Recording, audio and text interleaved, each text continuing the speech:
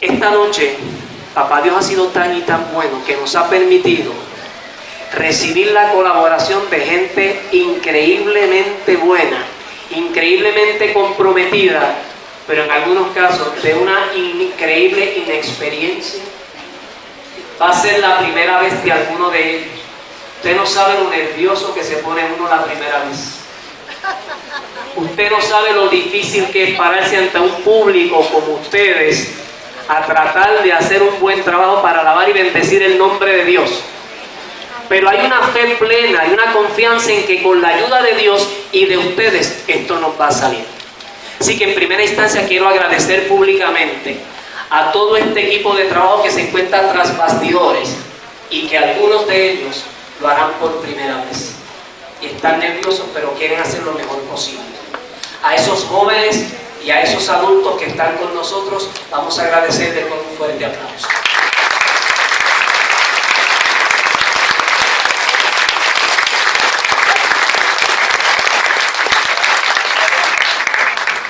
También queremos agradecer, en primera instancia, obviamente, al Todopoderoso, pero agradecer también al Padre Polo, nuestro párroco, y a toda la comunidad de sacerdotes por la confianza puesta en nosotros, por la oportunidad que nos dan de tratar de hacer bien un trabajo de catequesis y de evangelización a través de las artes teatrales. Agradecemos a nuestra iglesia el apoyo, el respaldo y la autorización. Agradecemos también profundamente a todos esos héroes anónimos, a esta gente buena que planchó, a esta gente buena que cosió, a esta gente buena que barrió, que acomodó sillas, que madrugó, que hizo tantas y tantas cosas, que hizo que nosotros nos convirtiéramos en un equipo, un ejército grande de gente. A todos ustedes, a todas nuestras costureras, a todas nuestras planchadoras, a todos los que barrieron, a todos los que acomodaron sillas, a la buena gente de la catequesis que nos concede el honor de ver esto lleno de nuestros niños, a todos ustedes, gracias y este aplauso.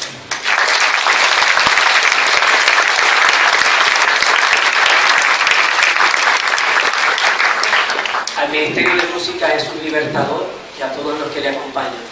Mi respeto y agradecimiento por su compromiso y por siempre decir que sí. Un aplauso para ellos.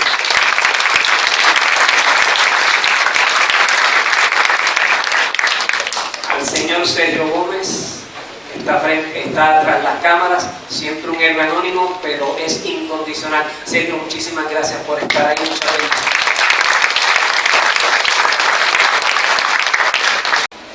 Esta es la segunda llamada.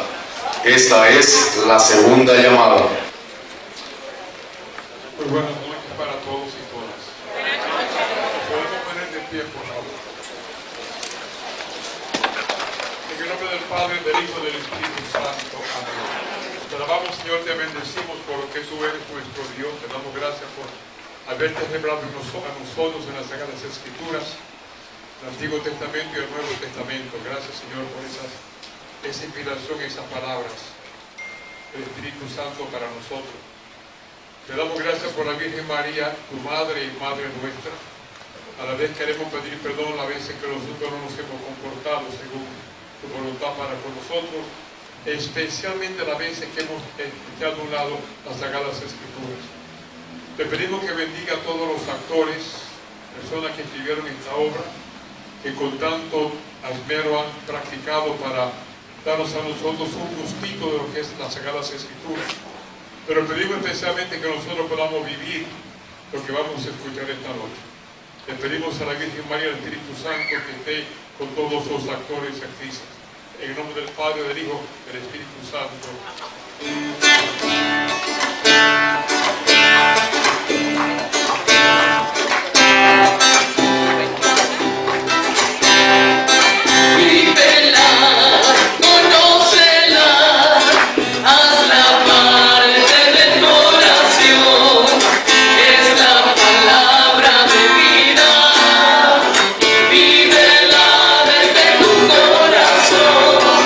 Vívela, conoce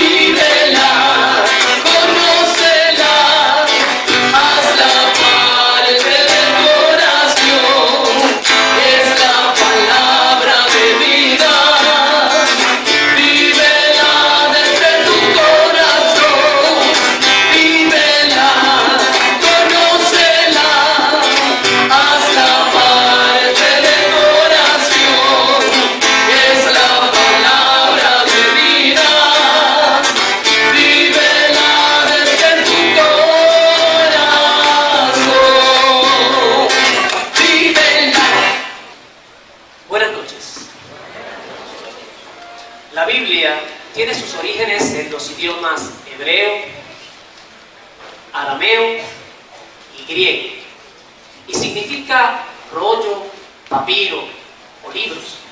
Se estima que a lo largo de los siglos se han producido alrededor de 5.000 millones de copias de la Biblia en todas sus variedades, aunque algunos la cifran en muchos más, lo que lo convierte en el libro más difundido y vendido en toda la historia, siendo frecuentemente reconocido como el libro más influyente de todos los tiempos.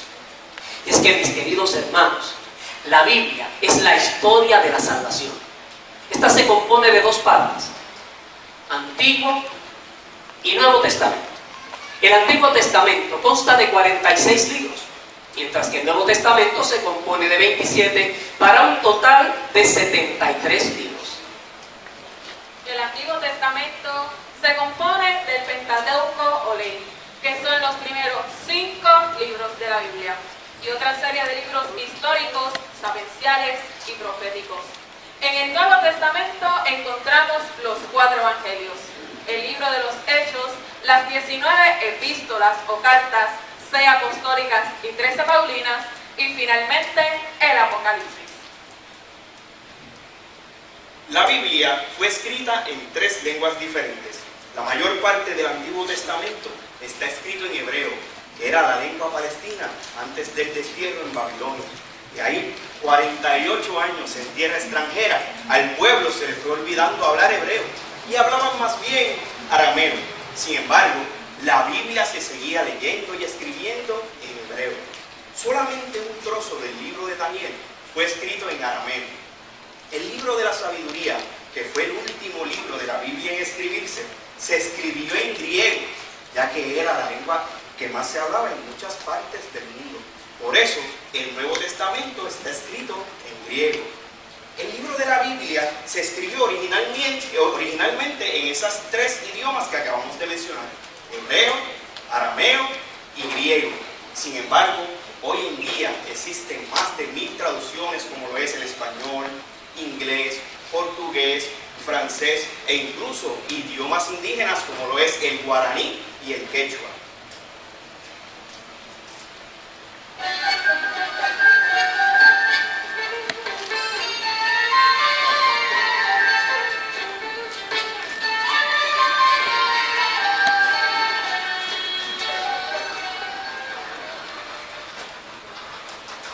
Este libro, la Biblia, se parece a un poblado.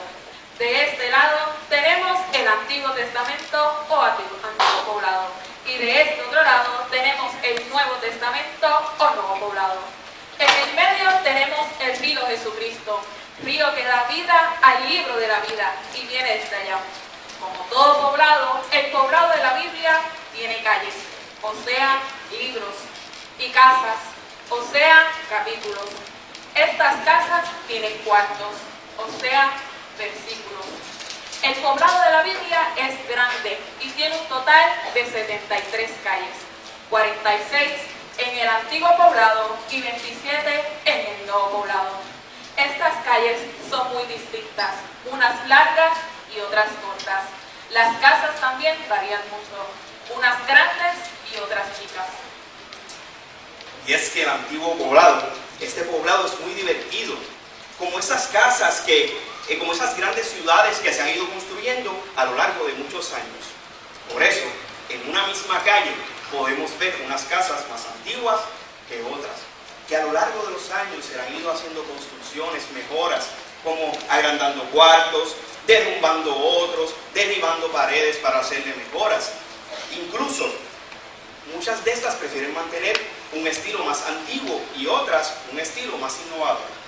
Un hecho importante es que el poblado de la Biblia se levantó, se construyó como un memorial o poblado ciudad monumento para recordar 2 grandes acontecimientos. El primer acontecimiento, la Pascua, Éxodo, es el paso de Dios que liberó a su pueblo de la esclavitud de Egipto y selló con ellos las leyes de la alianza. Este paso cimenta y configura el antiguo poblado. El segundo acontecimiento, la Pascua, muerte y resurrección de Jesucristo, es el paso de Dios para hacer llegar aquí y ahora el reino por medio de su Hijo Jesucristo. y con su huella, simiente y configura el nuevo poblado. El río Jesucristo es el centro y eje de todo el poblado de la Biblia. Por él han sido creados todas las cosas y con él Dios nos ha dado su palabra definitiva. Y en él han sido salvados todos los hombres y mujeres, unificados todos los pueblos. Por eso las calles van corriendo paralelas y en la misma dirección hacia donde corre el río Jesucristo. La comunión con el Padre. Son numerosas las citas que encontramos y que se encuentran en el nuevo poblado que van hacia el antiguo poblado. Por ejemplo, tenemos a Mateo en el capítulo 2, versículo 15, que cita: de Egipto saqué a mi pueblo. Y eso lo vamos a encontrar en el antiguo poblado, en Oseas, capítulo 11, versículo 1. También tenemos otros puentes de referencia que van desde el antiguo poblado hacia el nuevo poblado.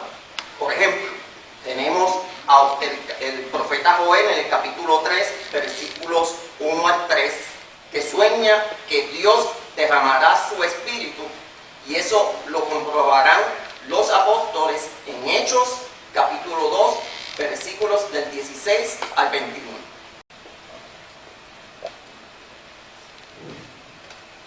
Se está cumpliendo lo que anunció el profeta Joel. Escuchen lo que sucederá en los últimos días. Dice Dios: derramaré mi espíritu sobre cualesquiera que sean los mortales. Sus hijos e hijas profetizarán. Los jóvenes tendrán visiones y los ancianos tendrán sueños proféticos. En aquellos días derramaré mi espíritu sobre mis siervos y mis siervas, y ellos profetizarán. Haré prodigios arriba en los cielos y señales milagrosas abajo en la tierra. El sol se convertirá en tinieblas y la luna en sangre, antes de que llegue el día grande del Señor. Y todo el que invoque el nombre del Señor se salvará. Hay muchos puentes construidos por la esperanza mesiánica y otros para confirmarla. En el río Jesucristo encontramos una gran cascada, la cascada Espíritu Santo, donde se genera luz y fuerza para iluminar y mover al pueblo que vive en el poblado de la Biblia. El poblado de la Biblia no es un poblado muerto o un poblado fantasma, sino es un poblado vivo, lleno de vida y vivificador. Ahí encontramos al Dios del pueblo y al pueblo de Dios. En el poblado de la Biblia encontramos un Dios que busca a su pueblo y a un pueblo que busca a su Dios. La construcción de este poblado es fruto de ese encuentro y de la alianza que lo eterniza.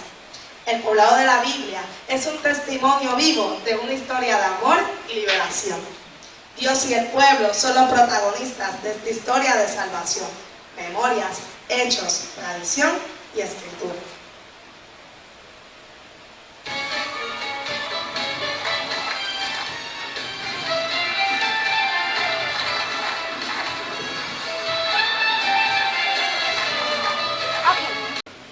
En resumen, la Biblia fue escribiéndose a través de los hechos y acontecimientos importantes que fue viviendo el pueblo, y que con la tradición fueron guardando en su memoria y que luego fueron escribiendo para mejor conservar su historia y conocer a su Dios y a su pueblo.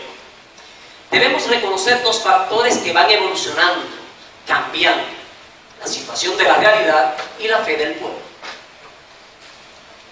En el antiguo poblado nos resulta difícil identificar los autores, conocer sus nombres.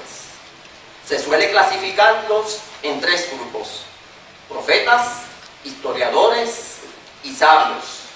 Las calles del antiguo poblado se agrupan en estos tres tipos mismos de barrios o colonias. Los historiadores se preocuparon por construir casas y calles, pero no se preocuparon tanto del nombre y la numeración de ellas, y mucho menos de ponerle su nombre y dar constancia del autor. Además, habían participado tantas manos distintas. Los historiadores tomaron historias, leyendas que llegaron del pueblo, de la tradición del pueblo, y las fueron uniendo, completando y acortando. Los profetas hablaron, casi no escribieron. Fueron sus secretarios, alumnos y seguidores quienes recogieron su mensaje y biografía o algo de su vida. Los sabios son recopiladores de la sabiduría popular, y a sus colecciones, para hacerlas más prestigiosas e interesantes, le colocaban nombres de personajes famosos, como por ejemplo la sabiduría de Salomón, entre otros. El Antiguo Testamento se escribió en distintos lugares, en Palestina, tanto en el reino del norte como en el reino del sur, en Babilonia, donde el pueblo estuvo desterrado, en Egipto, donde algunos israelitas estaban desparramados por las dificultades de vivir en Palestina. El Nuevo Testamento se escribió en Palestina, sobre todo en su capital, Jerusalén. Pero al salir a evangelizar y a ser perseguidos, los apóstoles también escribieron desde ciudades griegas y romanas y otras del Asia Menor.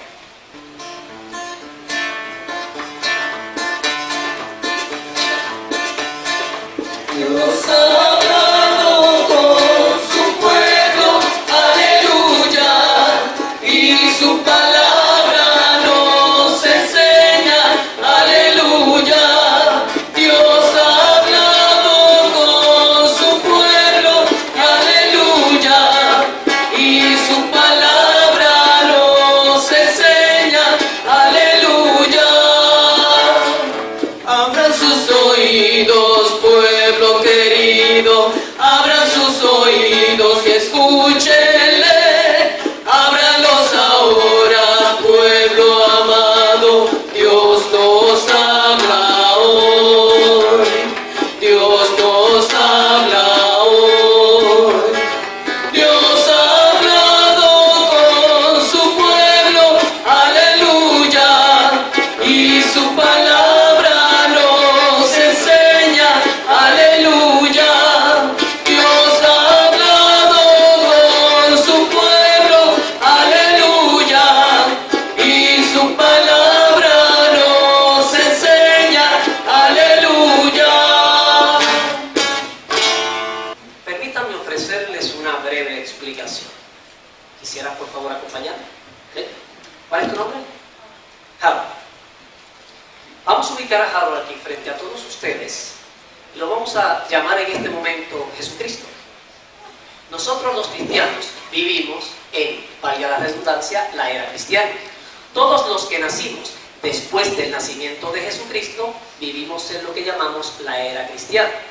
Por ejemplo, Puerto Rico fue descubierto 1493 años después del nacimiento de Jesucristo.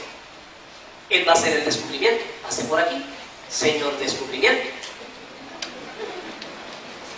Muchos años después, en el 1966, o sea, 1966 años después del nacimiento de Jesucristo, nació Mr. Sayas. Pero seguramente, 1966 años antes del nacimiento de Jesucristo, debe haber nacido alguna otra persona. ¿Quién es? Muchas gracias. ¿Cuál es tu nombre? Isabel, ¿qué nombre hermoso tienes? O sea que nosotros basamos nuestro tiempo en el nacimiento de Cristo. Cristo nació en el año 0. Todo el que nació después de Cristo nació como nosotros en la era cristiana. Pero otros nacieron antes de Cristo. Inclusive hubo personas que nacieron muchos siglos antes, como por ejemplo, como por ejemplo Abraham, a quien el Señor lo llamó 1850 años antes del nacimiento de Jesucristo. En otras palabras, hace más de 4000 años que comenzó la historia de la salvación. Pero está basado en Jesús como centro de la historia. Despidamos a estos jóvenes voluntarios con un aplauso.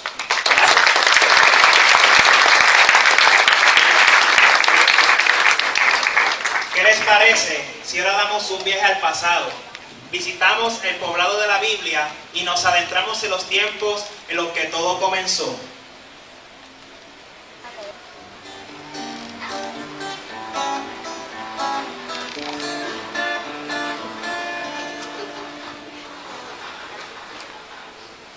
Vayamos a la etapa de los patriarcas.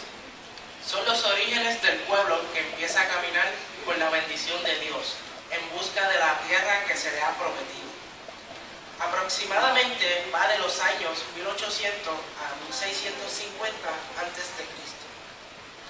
Las figuras principales son Abraham, Isaac, Jacob y las 12 cabezas o jefes de tribu. José, uno de los 12 hijos de Jacob, juega un papel importante y prepara el enlace con la siguiente etapa. En esta etapa Dios llama y promete vida, un pueblo y una tierra, y bendice a los patriarcas.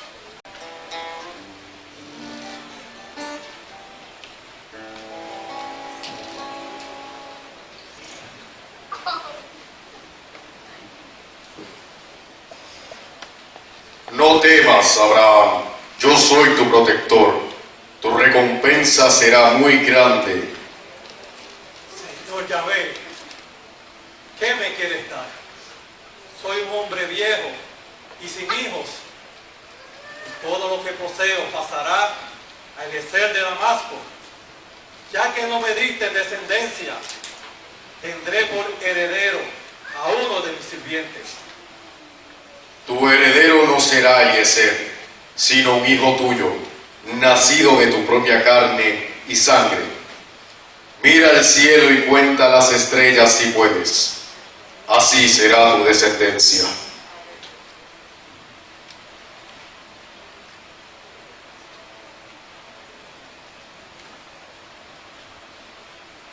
Abraham y su esposa Sara ya eran muy mayores de edad, pero aún así, Abraham creyó en la palabra de Dios y partió junto a los suyos hacia la tierra de Canaán. Dios fue fiel a su promesa y le dio un hijo a Abraham, el cual se llamó Isaac.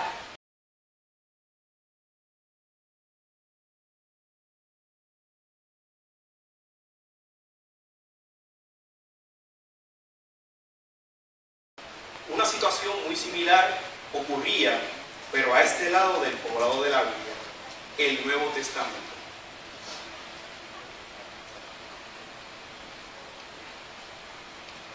En tiempos de Herodes, rey de Judea, hubo un hombre que se llamaba Zacarías.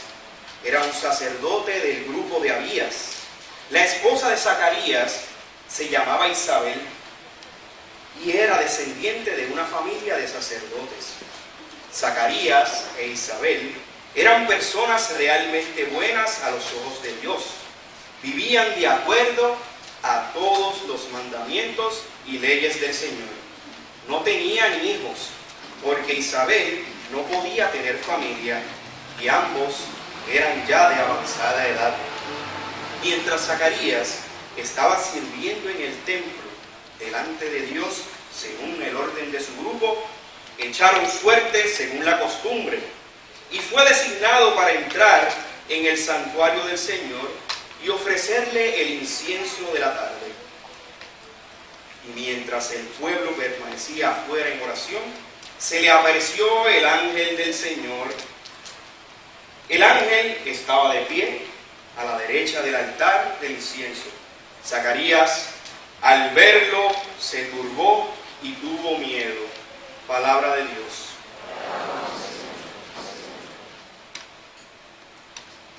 No temas, Zacarías, porque tu oración ha sido escuchada.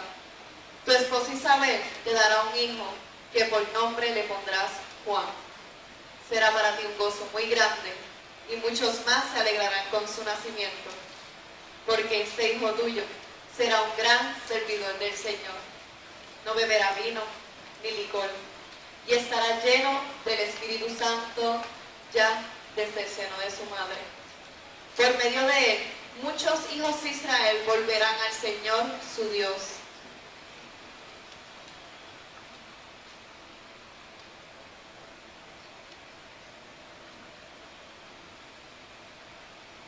Abraham, a pesar de su avanzada edad, confió en la palabra de Dios. Zacarías.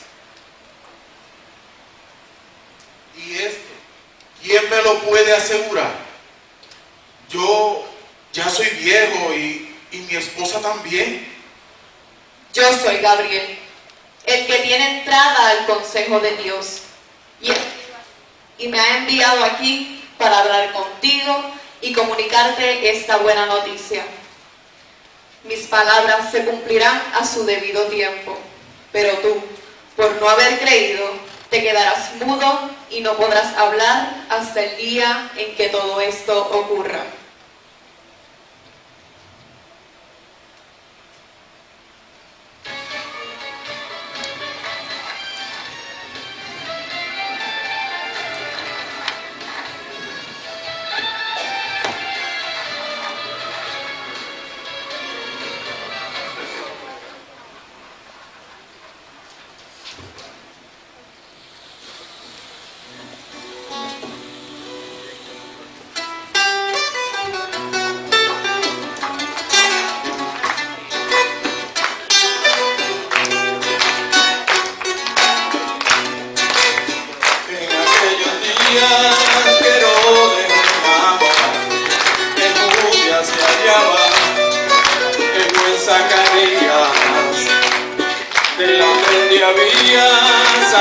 sacerdote fiel, y con Isabel él era casado, amor consagrado al Dios de Israel.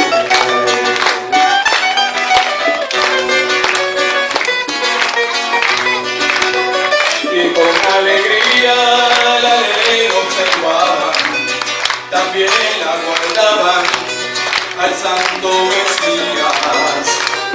Hijos no tenían y con gran dolor pedían al Señor que ya se cumpliera lo que Él prometiera en su gran amor.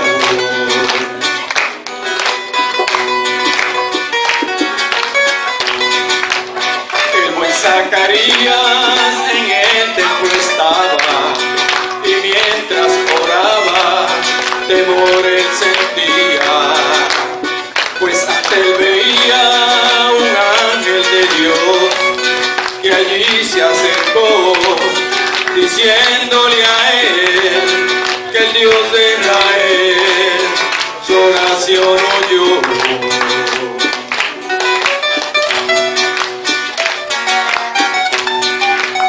Temor no tendrás, el ángel le dijo, pues tendrás un hijo, Juan lo llamarás, feliz se te hará y gran emoción traerá a la nación. En cercanos días irá ante el Mesías, el gran Redentor.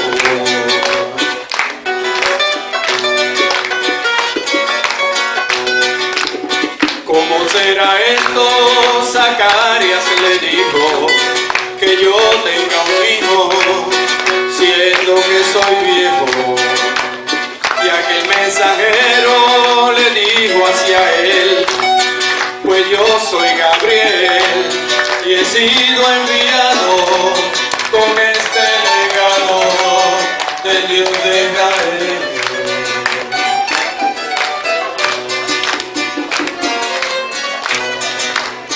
Mas ahora te digo, mudo quedarás, hablar no podrás, porque no has creído.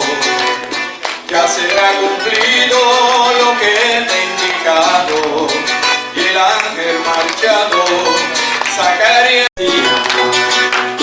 Cumplidos los días, a casa fue él, su esposa Isabel quedó embarazada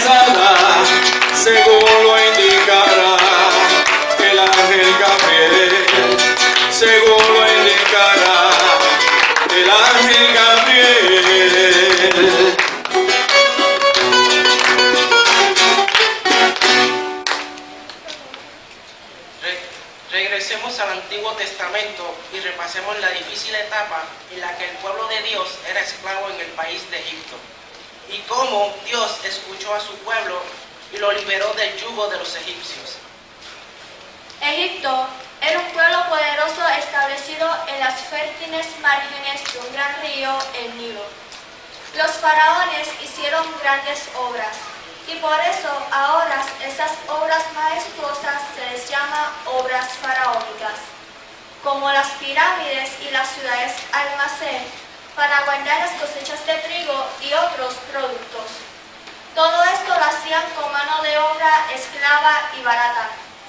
Para sostener esta situación se valían del ejército y también de la religión, pues tenían muchos dioses y el dios principal era manipulado por el faraón.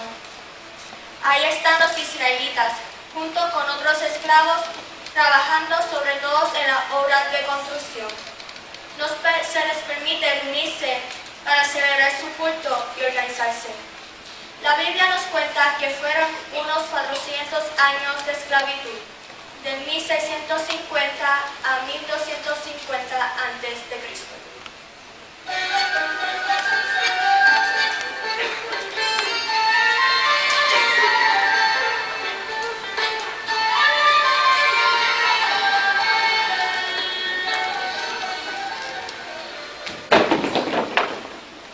¡Levántate! ¡Ponte a trabajar! ¡Muévete! ¡Muévete! ¡Avanza! ¡Recoge esa piedra! ¡Arranca! ¡Muévete! ¡Muévete! ¡Muévete! Pero Dios oyó el clamor del pueblo, miró su opresión. Moisés, cuyo nombre significa sacado de las aguas, se convirtió en el instrumento que utilizó Dios para guiar a su pueblo hacia la libertad.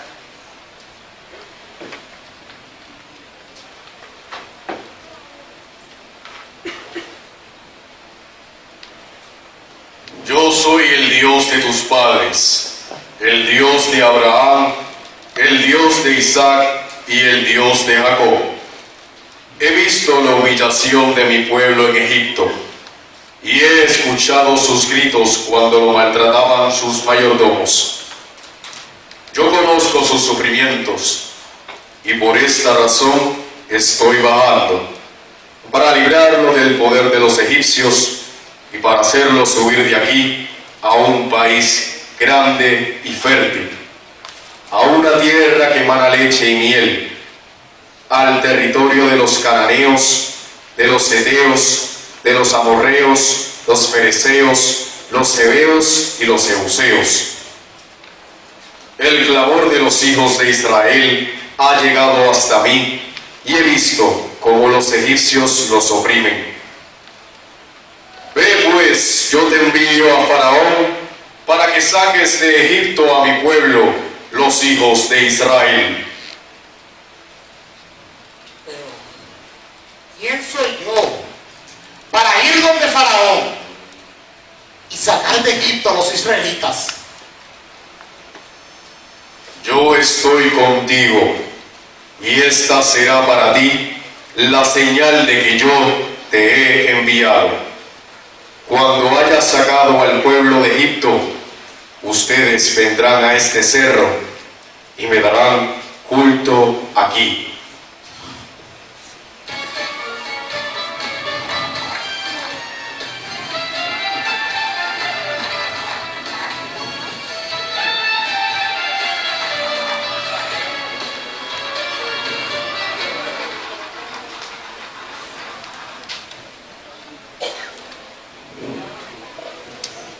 La lucha por la liberación es muy dispareja. Sin embargo, Moisés sabe aprovechar el conocimiento que tiene sobre los egipcios para cumplir la voluntad de Dios. Éxodo. La Pascua liberadora. Lo consideran un acontecimiento definitivo. El conocimiento del nombre de Yahvé, la fe en ese Dios nos hace entender. Dios nos ha llamado para ser felices siempre. El éxodo no solo significó pasar por el Mar Rojo, ni conquistar a las tierras cananeas, sino salir de la esclavitud y continuar más allá de las fronteras. La lucha por la liberación comenzó con un clamor, un grito del pueblo. Dios oye, mira la situación de su pueblo y baja a liberarlo. Mientras ellos empiezan a querer conquistar la tierra prometida, comienzan a surgir necesidades y así se nombran jueces.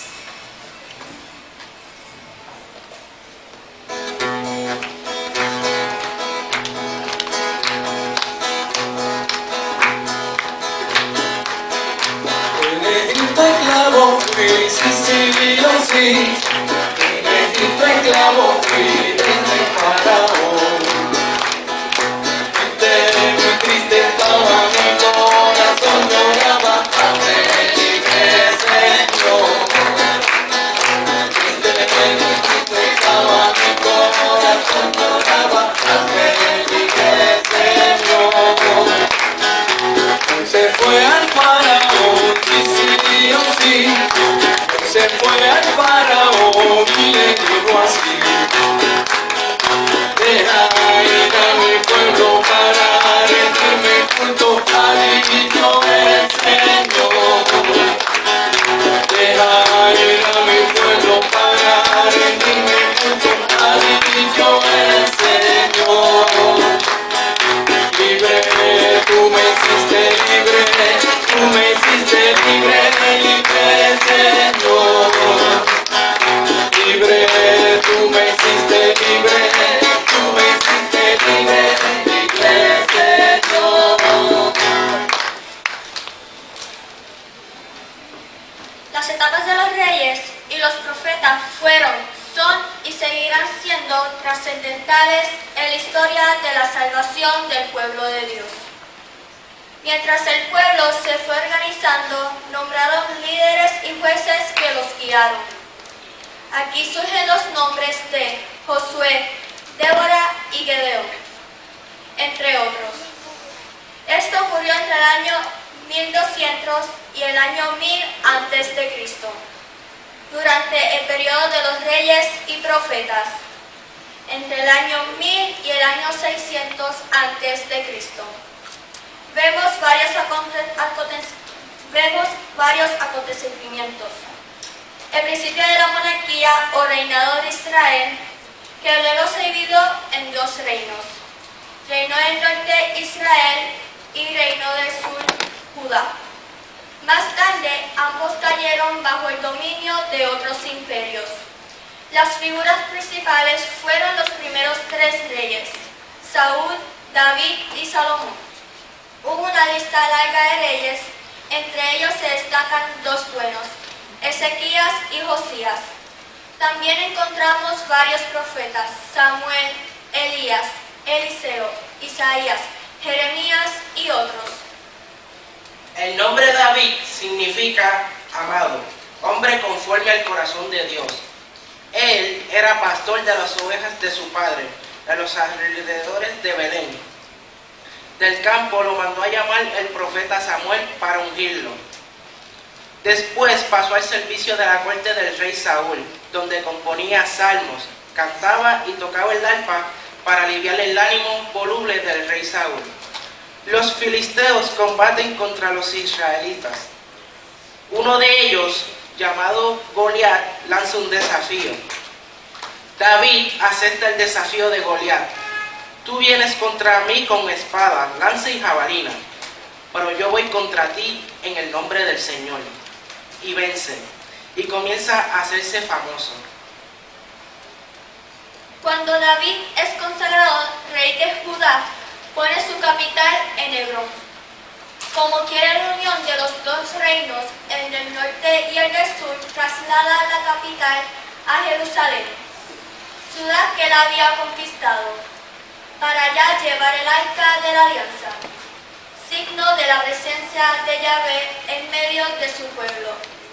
Él participa de la religiosidad y alegría popular, y hasta danza junto con el pueblo.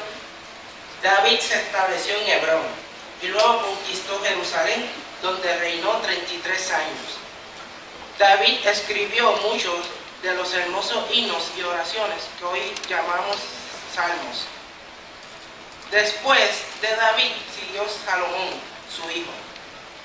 Su sucesión fue hecha entre muchas luchas por el poder, aún entre hermanos. Salomón construyó el templo, propició el que se empezara a escribir la historia de su pueblo. Salomón se distinguió además por su sabiduría.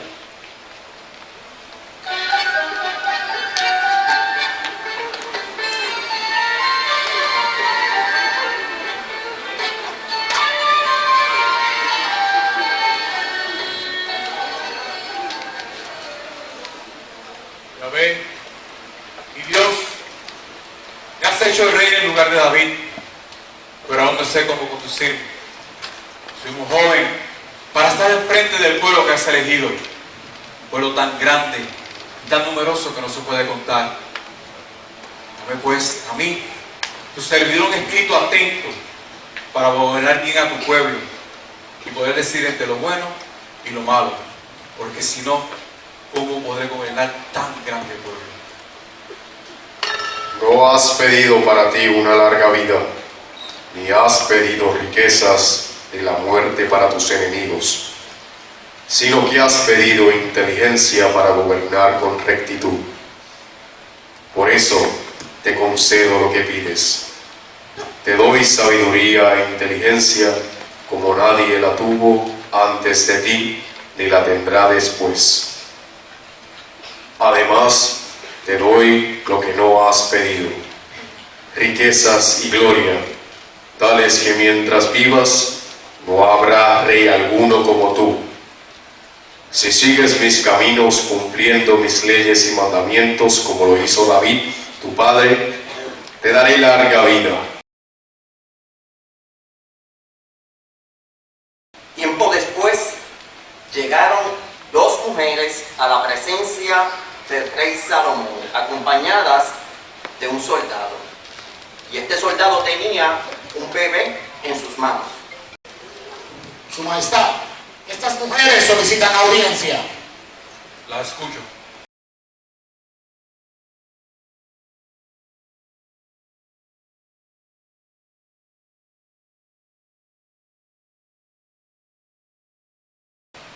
Esta mujer y yo vivíamos en una misma casa y he tenido un hijo estando ella conmigo. Al tercer día de mi parto, también esta mujer ha tenido un hijo. No había nadie extraño en casa salvo nosotras dos. El hijo de esta mujer murió ahogado durante la noche porque ella se acostó sobre él. Entonces se levantó por la noche y tomó a mi hijo de mi lado mientras yo dormía y lo acostó con ella. Y a su hijo muerto lo puso conmigo. Cuando me levanté para alimentar a mi hijo, lo hallé muerto. Pero fijándome en él por la mañana, vi que este no era el mío. No, el tuyo es el muerto, el mío es el vivo. ¡Miente! ¡Es el mío! ¡Es el vivo! Suficiente. Dame tu espada.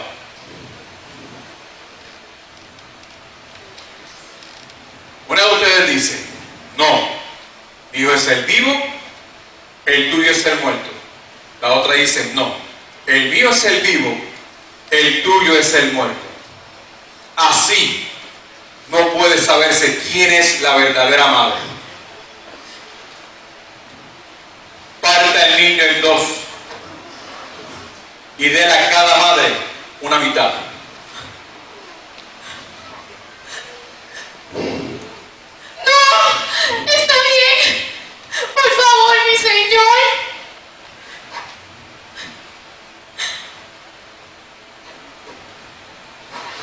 Denle a esta mujer el niño vivo, pero que no lo partan. ¡Alto! Entrégale el niño a esa mujer. Es su verdadera madre. No, pero su majestad, usted dijo que partiera el niño a la mitad. Que sea así entonces, que no sea ni para mí ni para ella. Solamente una verdadera madre es capaz de entregar a su único hijo con tal de que no sufra ningún daño.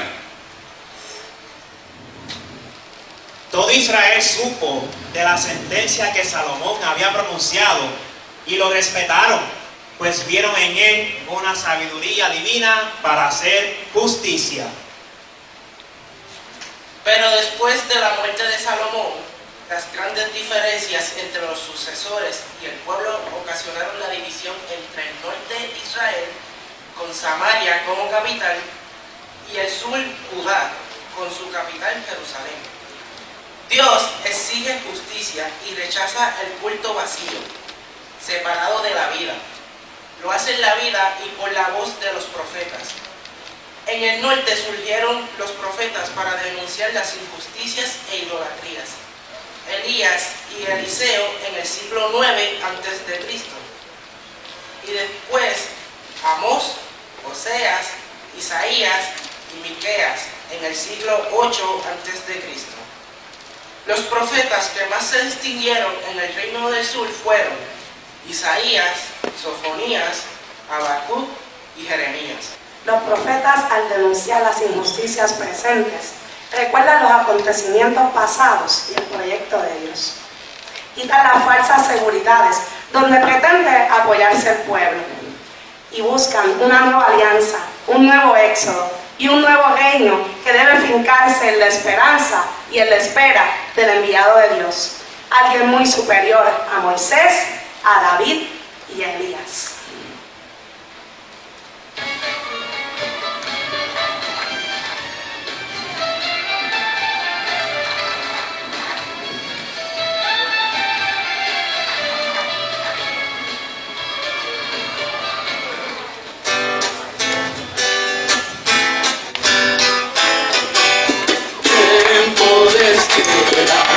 Tiempo de esperanza, es el Señor el que llega, ven a salvarnos, Señor. Te sueñas otros días, otros cielos, otra tierra, cumplidos ya los tiempos, es la hora del Señor. Tiempo de espera, tiempo de esperanza, es el Señor el que llega, ven a salvarnos, Señor. Tú te marchas en la sombra, tú te buscas realidades, tú en medio de las cosas vas buscando la verdad. Tiempo de espera, tiempo de esperanza, es el Señor el que llega, ven a salvarnos, Señor. El pueblo de Israel guardó en su memoria el recuerdo de la salida, Éxodo, la Pascua liberadora, tradición que fue transmitiéndose de generación en generación. Y ese pueblo quiso dejar un testimonio, un testamento por escrito de esa historia de salvación. No, por eso fueron levantando y construyendo lo que hemos llamado el antiguo poblado de la Biblia.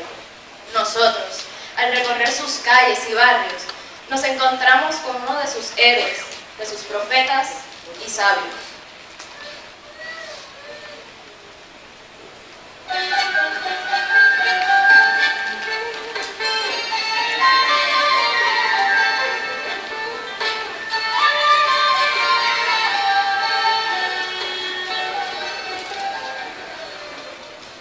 Cuando las leyes de los hombres apresaron la ley de Dios y junto con ella condenaron y apresaron a los hombres, el Padre Dios nos mandó a su Hijo. Nos habló con su palabra, última y definitiva, Jesucristo. Él es la palabra eterna de Dios que estaba presente en la creación del primer libro de la vida. Todo se hizo por ella, y sin ella no se hizo nada de cuanto existe.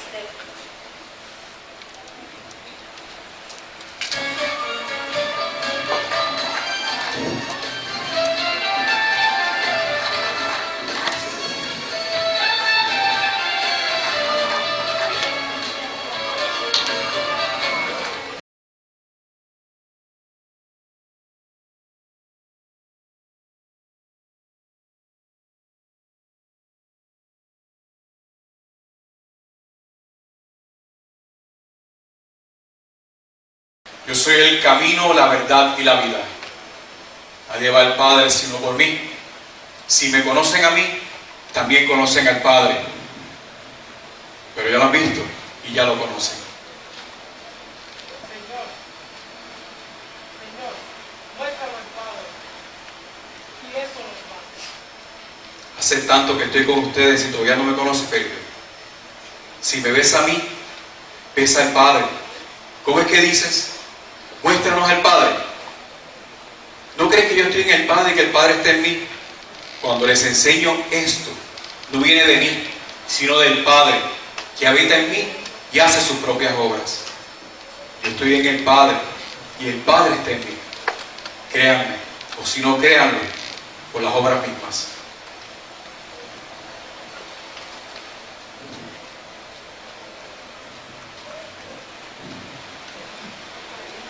Recorrer el camino de Cristo es buscar los hechos y acontecimientos de su paso por nuestra vida, su Pascua liberadora. Vemos como los cristianos, las iglesias primitivas, las comunidades primitivas, la iglesia, fueron guardando en su memoria y transmitiendo este mensaje. Y como luego quisieron poner por escrito, como un Nuevo Testamento, esta nueva etapa en la historia de la salvación. A estos escritos es lo que llamamos en nuestra parábola el nuevo poblado de la Biblia. Nos encontramos en el barrio de los Evangelios. Queremos gustar y conocer más sus calles. Evangelio de Mateo, Evangelio de Marcos, Evangelio de Lucas y Evangelio de Juan. No buscamos una doctrina ni una moral, buscamos a una persona. Solo si recorremos el poblado de la Biblia y el barrio de los Evangelios, podemos aclimatarnos y arraigarnos aún más. Esto si lo recorremos de arriba hacia abajo, de un lado para otro, y nos detenemos aquí y allá. Todo este esfuerzo y todo este estudio lo hacemos para conocer más a Jesús, para amarlo más y seguirlo más y de más cerca. Jesús fue un artesano que vivió con naturalidad toda su vida. Ahí en el trabajo, en la lucha por ganarse el pan de cada día, observó mucho, aprendió mucho de la vida humana, del sufrimiento de los pobres, de la vida del pueblo. Su lenguaje fue uno muy popular, lleno de comparaciones, de parábolas, de sabiduría popular. Él iba aprendiendo a conocer a Dios, a amarle. Se iba preparando para cumplir su misión. Se nos presentó como el buen pastor,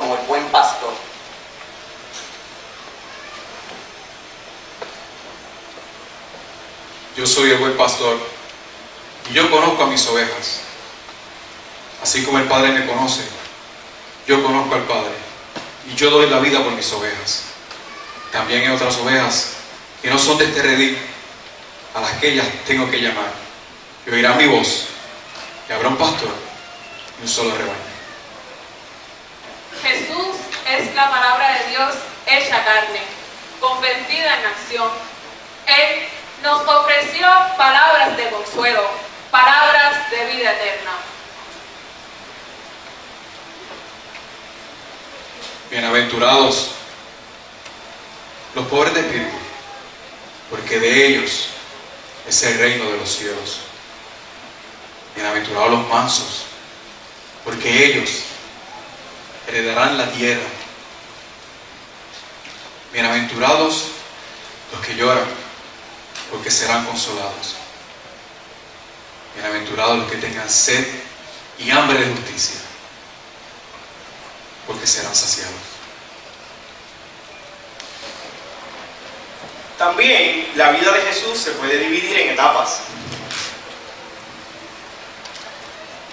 Primera etapa, la infancia. Esta es la etapa de nacer en un humilde pesebre y crecer en el seno de una familia humilde, creyente y amorosa. Segunda etapa, comienzos apostólicos. Aquí el Espíritu Santo confirma la misión de Jesús y lo conduce. Es la etapa de Galilea, etapa misionera. Tercera etapa, la encrucijada crítica. Aquí vemos los caminos que se le presentan a Jesús y la elección que hace. Cuarta etapa, subida a Jerusalén. Aquí vemos el anhelo apasionado de Jesús al llegar a su meta, Jerusalén. Quinta etapa, pasión y muerte. Esta etapa representa la justicia, pero que en manos de un sistema opresor se vuelve toda injusta contra Jesús y contra los oprimidos. Sexta etapa, resurrección. Vemos a un Señor resucitado con sus señales de victoria sobre el mal y que nos recuerdan las actitudes de un Señor resucitado hacia toda la comunidad. Cristo no abrazó la cruz por gusto. ¿Recuerdan ustedes las palabras que Jesús dijo? Aparta de mí este cáliz, pero que no se haga mi voluntad, sino la tuya. ¿Recuerdan eso? Pues bien, Cristo abrazó la cruz como precio de lucha contra el mal y la muerte. Cristo asumió la cruz como sacrificio en favor aún de los enemigos. Cristo también asumió la cruz como solidaridad con todos los crucificados.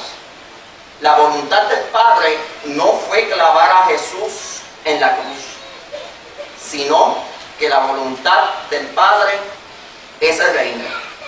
Y esto a costa de todas las consecuencias. Una mención especial merecen los 4 evangelistas, inspirados por el Espíritu Santo acerca de la misma persona, Jesucristo, y caminan por el camino. La calle de Marcos tiene 16 casas, o sea, capítulos, y 661 cuartos, entiéndase versículos. La calle de Mateo tiene 28 casas y 1068 cuartos. La calle de Lucas tiene 24 casas y 1149 cuartos. La calle de Juan tiene 21 casas y 879 cuartos. Y es de otro estilo, pero nos ayuda a conocer y gustar más las otras 3 calles. La importancia no está en el tamaño, pues aunque la calle de Marcos solo tiene 50 cuartos o versículos propios de él, que no están en los otros evangelios, hay enfoques y matices diferentes. Finalmente, y no menos importante, es el rol de la mujer.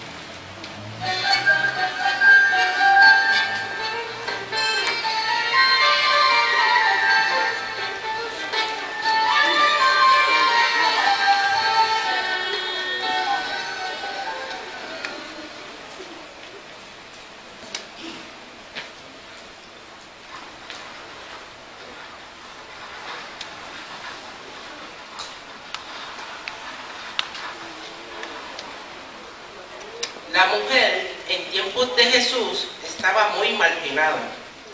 Lucas se preocupa por destacar los valores de la mujer, el papel tan importante que ellas desempeñaron en la vida de Jesús y en su apostolado. ¿Cómo trata Jesús a las mujeres? Jesús recibe la vida de María, su madre. María, mujer de Dios y mujer del pueblo. María, llena de gracia, es la amada de Dios y obediente. Cumple la voluntad del Padre para darle carne a su Hijo. Lleva a Jesús a los demás, a otras mujeres como Isabel y Ana. Ella cría y educa a Jesús.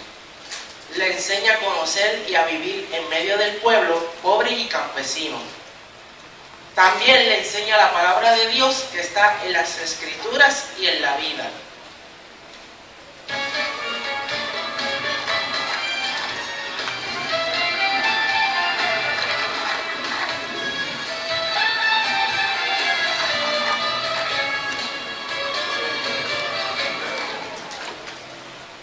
Jesús convida también para su misión evangelizadora a las mujeres. Y estas mujeres serán las que al final estarán firmes al pie de la cruz. Y ellas serán las primeras en ir a buscar al resucitado y comenzarán a dar testimonio de la resurrección, aunque los hombres no les creen. Jesús va ayudando y consolando a muchas mujeres, a la viuda de Naín, que había perdido a su hijo único. Él observa y valora la vida y la acción de aquella mujer pobrísima que era una pequeña limosnita en el templo. Cura a la mujer, aquella que tiene flujo de sangre. Resucita a aquella muchachita, hija de Jairo de 12 años. Consuela a las hijas de Jerusalén que lloran compadecidas al verlo. Jesús sabe ser amigos de las mujeres.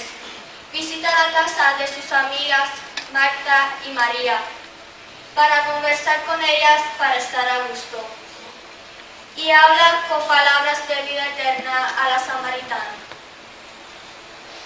Sobre los niños dijo: dejan que los niños vengan a mí, porque de ellos y de los que son como ellos es el reino de los cielos. Ustedes, queridos niños, son el tesoro más grande que tiene nuestra iglesia. Son nuestra fe, son nuestra esperanza. Nos sentimos muy orgullosos de tenerlos aquí esta noche con nosotros. Nos sentimos orgullosos de nuestros niños de la catequesis que han sacado de su tiempo para venir a compartir su energía y su alegría con nosotros. Ustedes, nuestros niños, son el tesoro más grande de nuestra iglesia. Bienvenidos siempre a la iglesia, a la casa de ustedes, a la casa de Dios. Como reflexión final, podemos afirmar lo siguiente. El relato del paraíso en el antiguo poblado no solo nos presenta la nostalgia de un mundo sin pecado, sino la esperanza de que con la ayuda de Dios y el esfuerzo humano podamos erradicar el pecado, el mal del mundo. De la descendencia de una mujer, de la nueva Eva, nació un hombre, un nuevo Adán, que trajo la salvación para todos los hombres. Y dicen las Sagradas Escrituras, en la segunda carta a Timoteo, capítulo 3, versículo 16, todos los textos de la Escritura son inspirados por Dios y son útiles para enseñar, para rebatir, para corregir, para guiar en el bien. La Escritura hace perfecto al hombre de Dios y lo deja preparado para cualquier buen trabajo. Y dice en la segunda carta a los Filipenses, capítulo 2, versículo 9.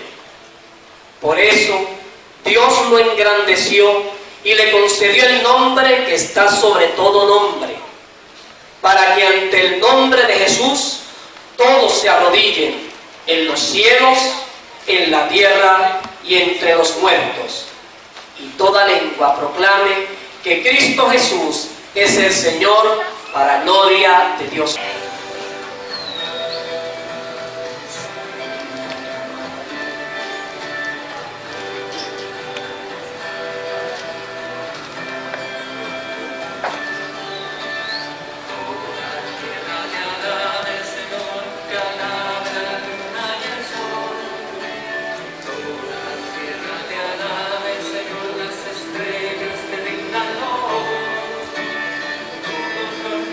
Del mundo se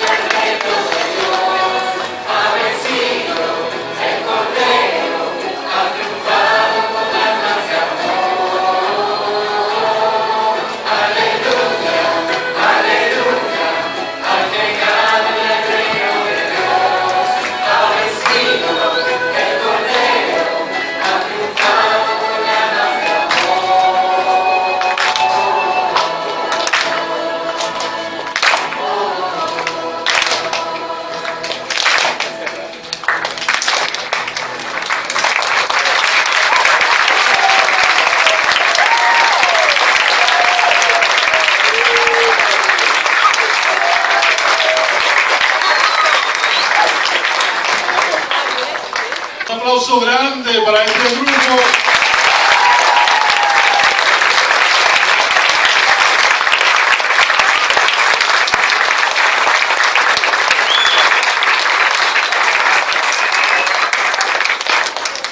Buenas noches.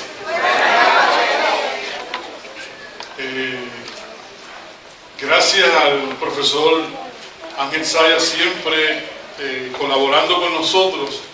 Es una manera nueva de enseñar la palabra, o una manera vieja de enseñar la palabra. No todo el tiempo hay que estar leyéndola, hoy la hemos vivido. Gracias a cada uno de los personajes, el tiempo que dedicaron, el esfuerzo. Merece la pena que la parroquia siga apoyando a nuestros mejores artistas, ¿verdad? Yo los traje a todos de Hollywood y por allá, los trajimos, los contratamos. Y le damos gracias a Dios porque hoy estamos concluyendo el mes de la Biblia, la palabra de Dios. Para algunos por ahí, la palabra de Dios como que los católicos no la usamos ni la trabajamos. Pero hoy le hemos dado una muestra que sí la estamos estudiando, que sí la amamos, la palabra de Dios, y la hacemos nuestra. Esa palabra de Dios que inspira el deseo de vivir y el deseo de hacer justicia. Esa es la historia del pueblo de Israel. Gracias a ustedes que en un espacio de tiempo muy corto resumieron la larga historia que tomó casi 3000 años escribirse. Hoy la hemos reducido a apenas hora y media, 2 horas, toda esa historia de la salvación. Todavía Dios sigue hablando en medio de su pueblo. Todavía Dios tiene profetas entre nosotros y está llamando a algunos desde la palabra a servirle como la mayoría de esos hermanos que tenemos allá, de esos personajes que tenemos allá. Así que un aplauso grande de nuevo. Felicidades. ¡Viva la parroquia San Antonio! ¡Viva nuestros actores, actrices!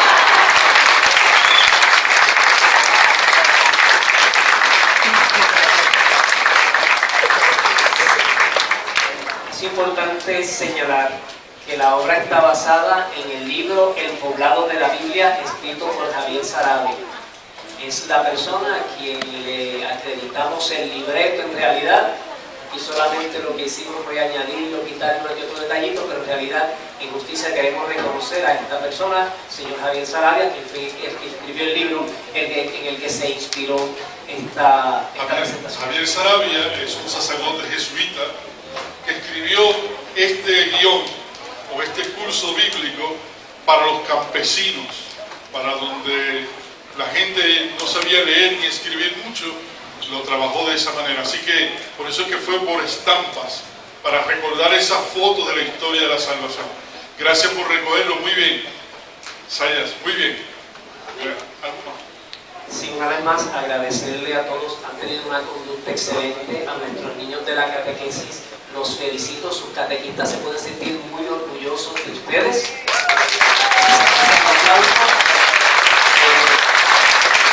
Lamentablemente deben recordar que tienen una tarea, seguramente en el próximo encuentro habrán preguntas de discusión sobre lo que vieron esta noche. Y a este pueblo y esta hermosa parroquia que se ha reunido hoy aquí, le agradecemos y esperamos volver a verlos en diciembre, que llenemos este auditorio y que disfrutemos ese comienzo del periodo de Adviento que nos llevará a recordar y celebrar en grande el nacimiento de aquel que compartió su todo con nuestra nada, Cristo nuestro Señor, ante quien toda rodilla debe doblarse.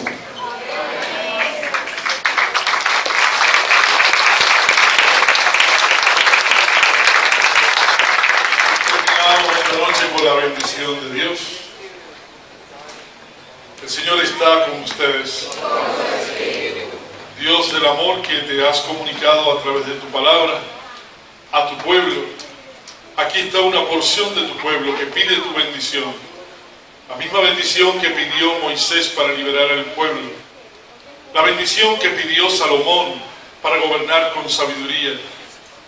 La bendición que pidieron tantos y tantas profetas y profetisas para guiar al pueblo. Bendícenos esta noche. En el nombre del Padre, del Hijo y del Espíritu Santo. Esa bendición descienda sobre nosotros y permanezca para siempre. Amén. Muchas felicidades, un aplauso grande y viva nuestros actores, viva la parroquia y la palabra de Dios viva entre nosotros.